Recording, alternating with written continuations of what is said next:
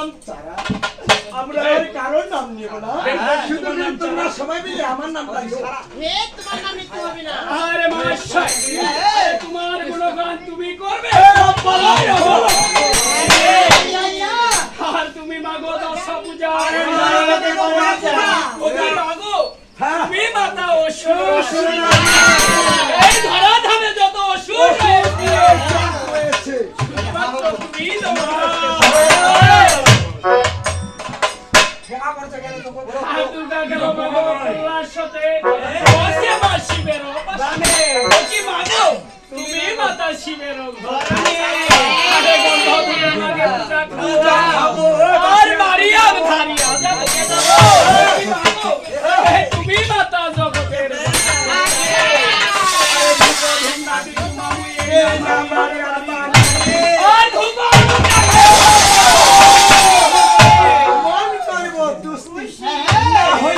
খুশি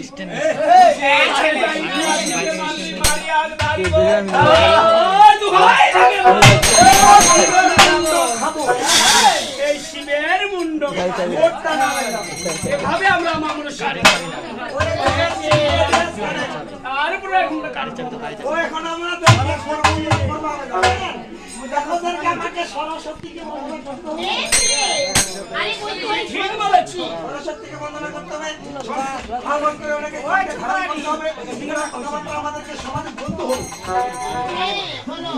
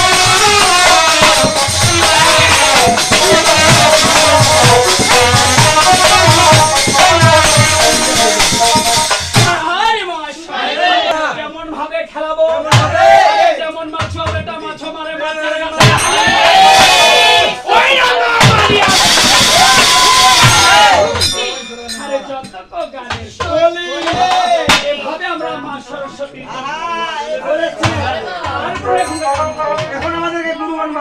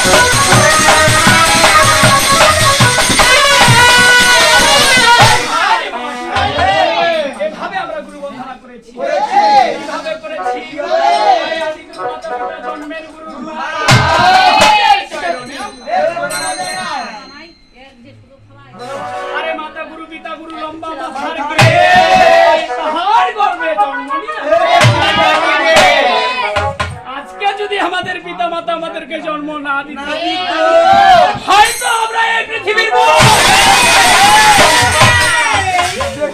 কোনদিন আমরা দেখতে পারি না। ঠিক আছে। তাই আমাদের প্রথম গুরু হলো পিতা মাতা। যদি আমরা পিতা মাতার সেবা যত্ন করতে পারি বাবা, আচ্ছা, এ, এ, এ, তাহলে স্বর্ণলাভ পাওয়া যাবে। ঠিক আছে। আরে শিক্ষা গুরুর চরণ বন্দি দৌলত বাবা না, বীরগঞ্জ গ্রামে বাড়ি।